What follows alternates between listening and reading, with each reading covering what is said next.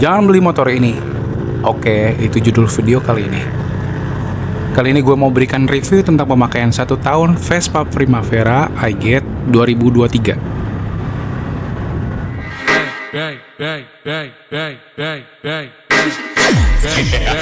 Yo, come on, let's do it all down, chillin' with the homies that'll really go.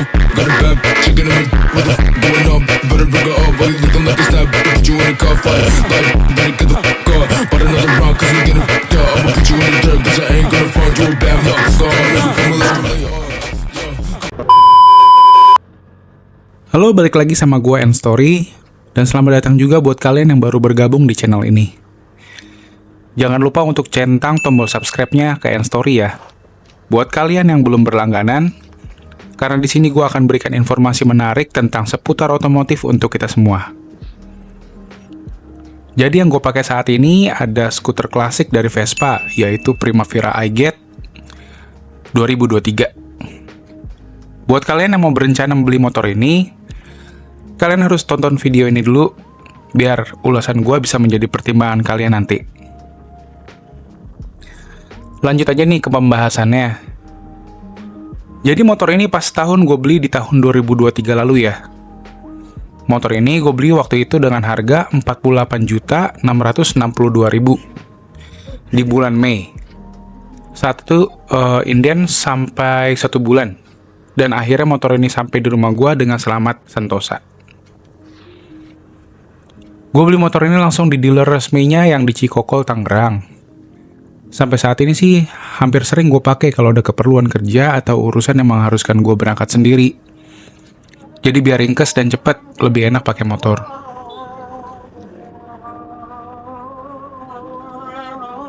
Selama gue pakai motor ini, gue sangat menikmati gunain Vespa untuk riding di jalanan Tangerang yang lumayan terkenal macet ya. Meskipun di jam-jam tertentu agak renggang juga. Cuma untuk pesan yang mau gue sampaikan ke kalian tentang Vespa Primavera, yaitu jangan beli motor ini.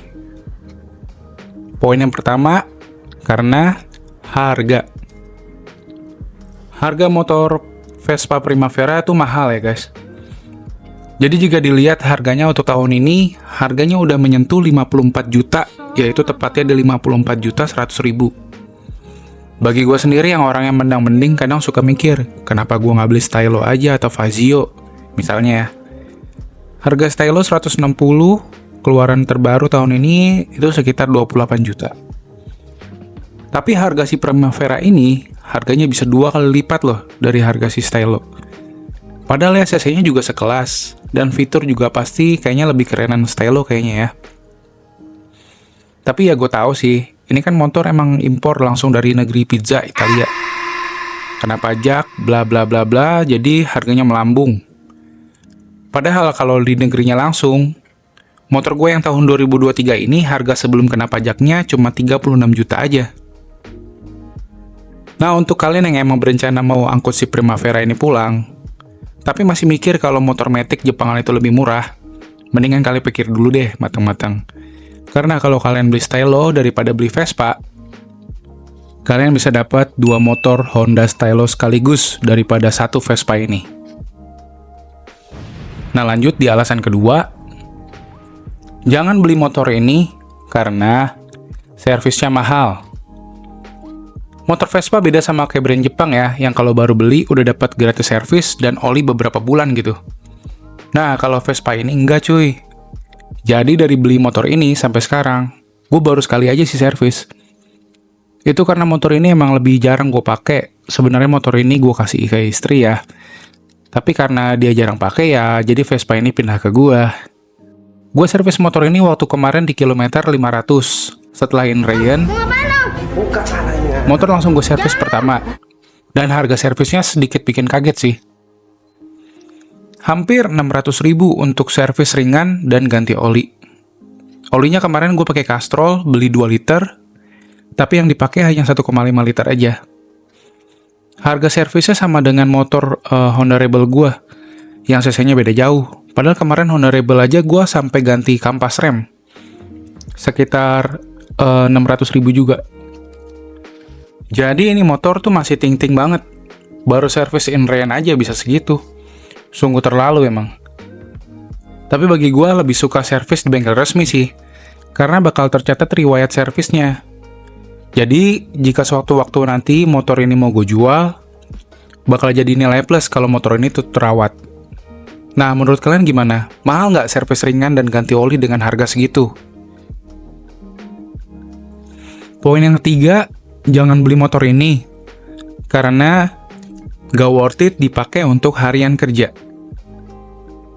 Bagi gua, motor ini kalau dipakai untuk harian kerja, apalagi yang untuk menempuh jarak jauh ya, rasanya sih kurang worth it. Karena balik lagi nih ke poin 2 tadi, servisnya aja mahal. Apalagi partnya juga pasti bakal ngikut harganya. Jadi kalau kalian emang lebih suka motor yang dipakai menjadi belalang tempur nih, alias dipakai buat kerja nih, gua saranin sih jangan beli Vespa buat kerja. Emang apa sih nggak boleh? Sombong amat. Kalau konsumsi BBM-nya sih terbilang irit. Ukuran gue sendiri kalau pakai motor ini sekitar 30-32 km per liter. Nah, untuk isi Pertamax atau Shell Super, masih aman lah.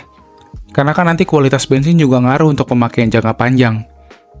Jadi gue saranin juga belinya yang RON 92 ya, untuk kompresi mesin di 9-10 banding 1. Termasuk si Jumin ini nih, motor Vespa yang dinamain sama istri gue, punya kompresi di 10,5 banding 1. Jadi butuh RON minimal 92 untuk pembakaran mesinnya. Untuk lebih baik gue saranin untuk belinya yang V-Power aja sekalian, biar lebih awet ruang pembakaran mesinnya. Jadi untuk kalian yang mau pakai motor Vespa Primavera untuk harian, kalian bakal harus nyisihin uang lebih banyak buat jajannya ya. Kayaknya sih beli kampas rem, servis, atau kayak kelistrikan, kayak lampu, itu udah pasti keluar. Karena motor kan dipakai setiap hari, ada aja yang kenanya nanti. Dan poin yang paling meresahkan ya, kalau dipakai harian itu, gue sangat khawatir kalau motor ini tuh jadi baret atau lecet karena di tempat parkir.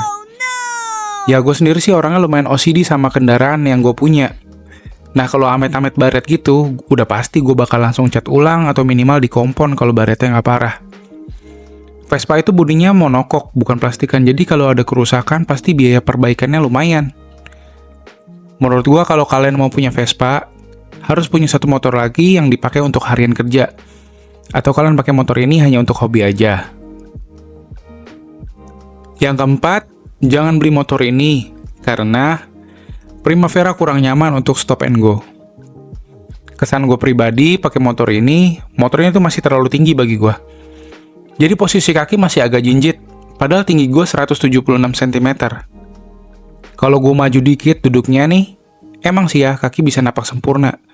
Tapi jadi agak aneh gitu karena badan terlalu maju ke depan.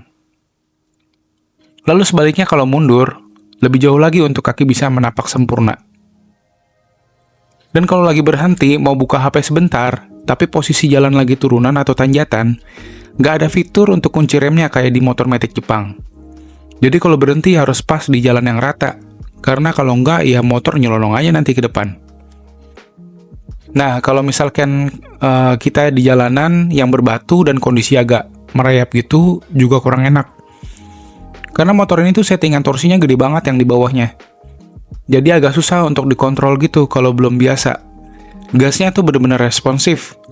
Jadi harus ngurut pelan-pelan aja biar kontrolnya lebih aman sama motornya. Tapi ya kalau jalan kosong jangan ditanya lagi. Emang enak banget tuh buat akselerasi sih. Kadang suka gue bayangin nih motor ini kalau bukan Matic aja nih. Ada koplingnya gitu pasti enak banget nih buat manuver di jalanan.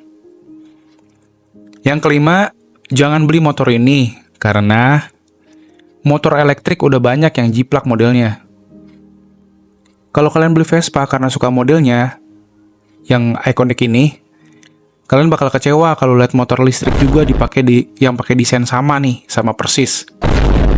Kayak gue sendiri sering banget nih ketemu Vespa hijau mirip Primavera, tapi mesinnya listrik. Jadi ngerasa nggak udah spesial lagi dah nih pakai Vespa. Orang bener-bener ketiplek banget bentuknya sama yang aslinya. Apakah teman-teman juga pernah lihat atau bahkan punya skuter listrik yang bentuknya kayak Vespa? Komen di bawah ya. Nah, yang keenam nih, yang terakhir. Jangan beli motor ini karena bengkel resmi jarang dijumpai. Menurut saya poin yang terakhir ini termasuk yang penting. Untuk bengkel resmi yang paling dekat dari rumah gue, itu adalah di sekitar Cikokol. Nama bengkel resminya Vespa Sinergi Tangerang. Jarak dari rumah gue ke Vespa Sinergi itu sekitar 15 kilo, guys. Lumayan banget kan? Udah pegel duluan gitu kalau nyampe. Tapi sih sekarang ada bengkel Vespa baru nih di daerah Citararaya dekat rumah. Tapi belum tahu ada layanan servis apa enggak. Oh yeah. Nah, buat menunjang after sales, harusnya Vespa menyediakan banyak service center ya. Dan juga termasuk penjualan gitu untuk menunjang keperluan customer. Biar para customer juga merasa nyaman dan gak khawatir cari bengkel resmi gitu harus jauh-jauh. Ya kalau saran gue sih setiap daerah bisa ada bengkel resminya gitu. Atau misalkan setiap kabupaten gitu kan. Tapi ya memang kalau untuk membangun satu service center itu kan juga emang budgetnya besar sih. Tapi kan harusnya bengkel kayak Vespa gitu udah terkenal ya namanya, udah banyak yang tahu gitu. Nggak riskan juga gitu mungkin untuk investasi untuk di bagian service center bisa jadi lebih banyak gitu di setiap kota ada beberapa tempat gitu. Ya ini saran aja. Jadi kayak penjualan juga pasti bakal ke-up karena kepercayaan konsumen buat layanan Vespa juga semakin baik. Mungkin video gue ini bisa denger gitu dari orang-orang Vespa gitu, bisa jadi saran ke depannya. Nah, untuk kalian yang juga punya keluh kesah selama memakai Vespa merek apa aja ya, bukan Primavera doang gitu, bisa tulis di kolom komentar bawah. Biar sama-sama kita sharing juga buat pengalaman review pemakaian Vespa gitu. Apalagi kan saya juga baru 1 tahun pemakaian Vespanya. Mungkin teman-teman kan udah dari lahir gitu, dari SD kali udah pakai Vespa gitu kan. Nah, sekian untuk review setahun saya pakai Vespa Primavera ini. Oke, sekali lagi jika ada tambahan, kalian boleh isi kolom komentar di bawah ya. Sorry banget nih kalau ada kekurangan dalam video ini, karena kesempurnaan hanyalah milik Tuhan saja. Kalau video gue ini berguna untuk kalian, boleh berikan like-nya dan juga share ke orang yang udah ngebet nih beli Vespa. Wajib banget buat tahu video ini ya. Terima kasih udah nonton, dan adios.